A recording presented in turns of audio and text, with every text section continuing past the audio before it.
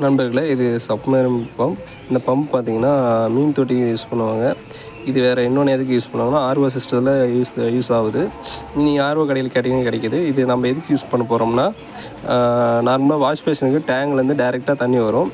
ஆனால் டேங்க் மேலே வைக்காதீங்க, அதுக்கு தனியாக மோட்டர், பெரிய மோட்டர் வச்சு நம்ம தண்ணி இழுக்க முடியாதீங்க. இது ஈஸியாக ஒரு சிம்பிள் மெத்தேடில் அதை நம்ம வாஷ் பேஷனுக்கு யூஸ் பண்ணலாம். அது எப்படின்னு உங்களுக்கு காட்டுறேன் வாங்க.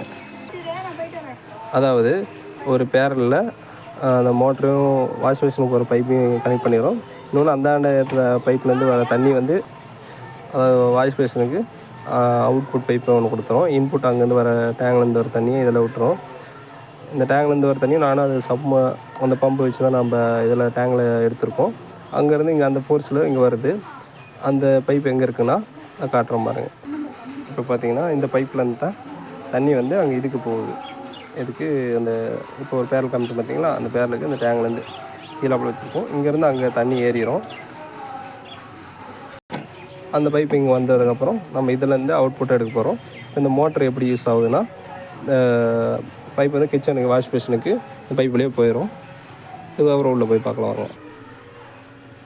இங்கே பார்த்தீங்கன்னா இப்போ சுவிட்ச் கனெக்ஷனில் நம்ம கொடுத்துருக்கோம். சுவிட்ச் கனெக்ஷன் எப்படி வருதுன்னா பாருங்கள். சுவிட்ச் கனெக்ஷனில் நம்ம கொடுத்துருக்கோம். இதை கொடுத்துட்டு நம்ம மோட்ரு பைப்பில் இப்படி கொடுக்குறோம். கொடுத்துட்டு சுவிட்சு நம்ம போடுறோம். அதுக்கு சுவிட்சு கவர் பண்ணணும். நல்லா தண்ணி ஃபோர்ஸாக வரும். நம்ம வேணும்னா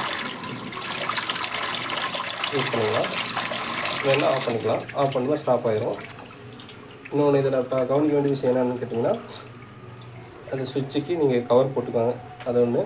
இன்னொரு என்ன விஷயம்னா வாங்க காட்டுறேன். முடிஞ்ச வரையும் இந்த நம்ம டேப் போட்டிருக்கோம் பார்த்தீங்களா, இந்த ஒயரை வந்து இந்த தண்ணிக்குள்ளே விடாமல் மேலாப்பிலே இருக்க மாதிரி வச்சுக்கணும்.